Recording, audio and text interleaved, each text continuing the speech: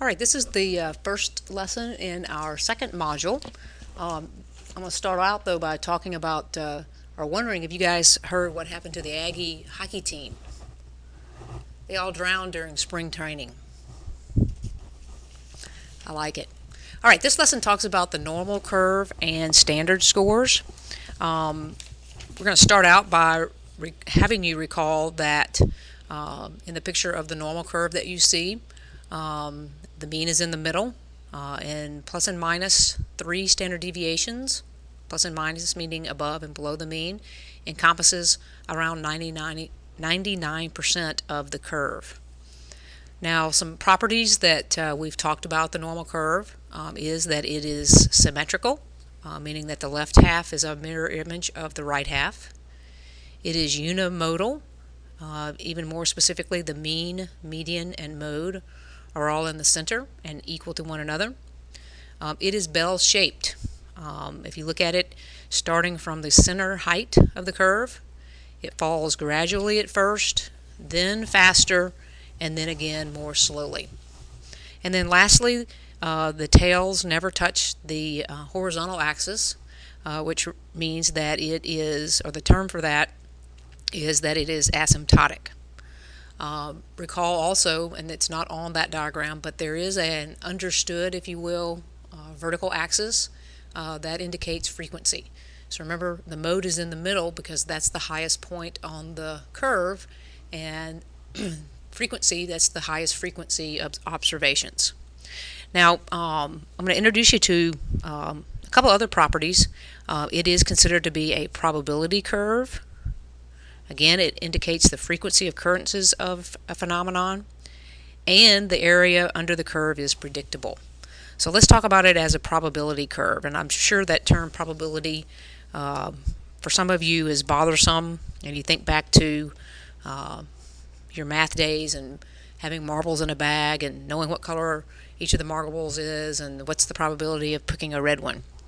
And this isn't too bad. Let's look at the curve I have drawn for you. Let's say that curve represents test scores. So the average score was 80. Standard deviation is 5. So I've identified the 3 standard deviations above and the 3 standard deviations below the mean. What if we had someone standing outside the door, we don't know who that person is, and I told you that I wanted you to guess that person's score?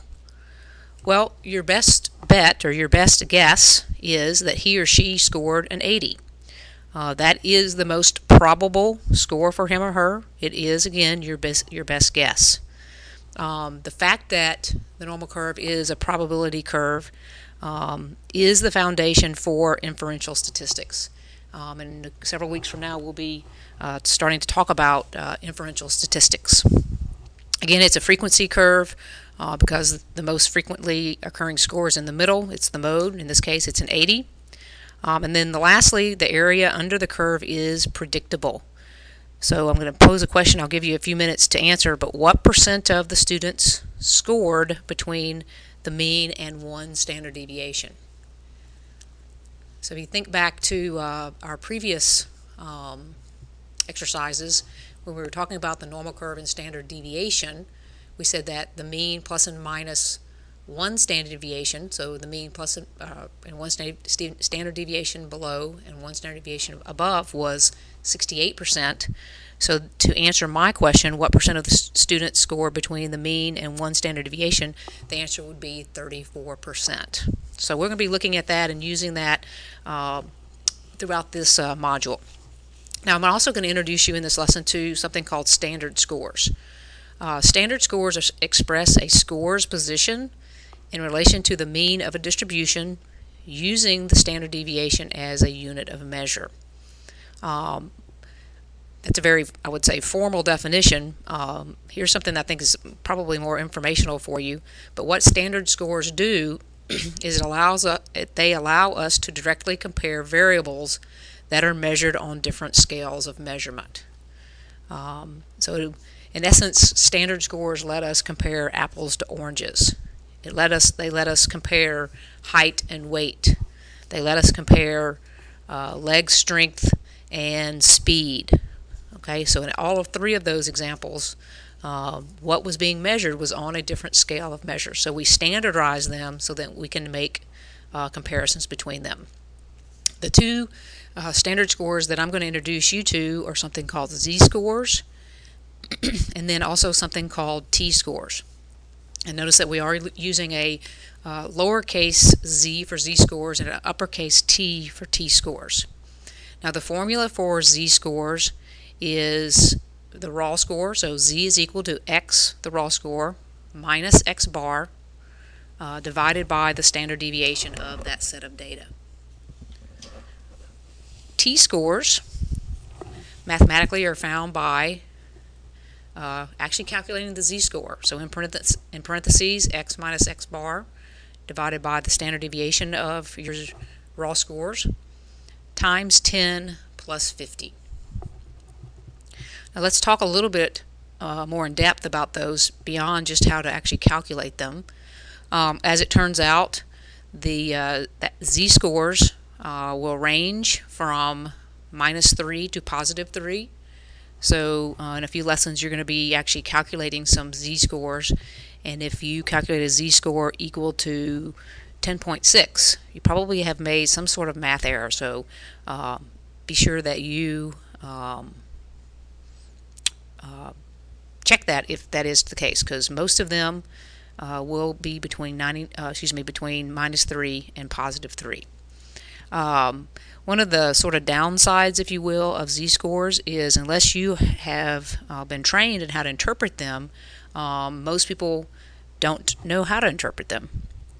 So if you told your spouse or significant other or parent, I made a z of 2.5 on the first test,